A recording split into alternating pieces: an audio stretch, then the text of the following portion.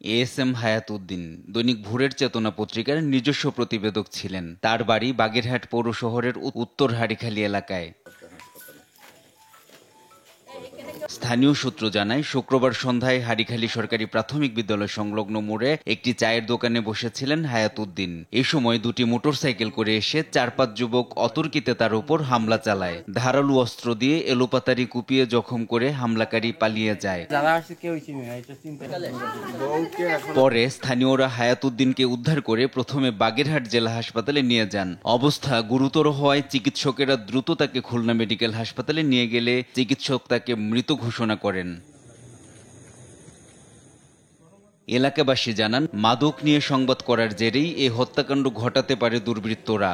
মাদক আর নারী সংক্রান্ত ব্যাপারে সে বেশ কিছুবার রিপোর্ট করার কারণে তারপরে আগেও 2বার আঘাত হানা হয়েছে এবং এবারও সেই একই গত 2 দিন আগে সে রিপোর্ট করার কারণে তার প্রতি আবার সেই সন্ত্রাসীদের নির্মম আঘাতের কারণে সে মৃত্যুবরণ করেছে। এখন যে দেখি আমি ওইখানে সে কুপানো অবস্থায় নিচে ফেলানো, কিন্তু আশেপাশের লোকজন আছে, কেউ তাকে ধরে না।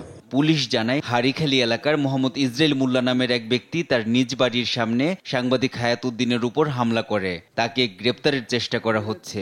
যারা এই ঘটনার সাথে জড়িত তাদেরকে গ্রেপ্তার করার জন্য আমাদের সদর থানা, ডিবি প্লাস আমাদের গোয়েন্দা সংস্থা সর্বাত্মকভাবে চেষ্টা করছে যাতে অতি অল্প সময়ের ভিতরে আমরা ঘটনার সাথে জড়িতদের গ্রেপ্তার করতে পারি। তো আমরা যতটুকু জেনেছি যে ইসরাফিল নামে একজন ঘটনার সাথে জড়িত, তাকে আমরা তার নাম শুনেছি এবং তাকে আমরা গ্রেপ্তার করার চেষ্টা করতেছি।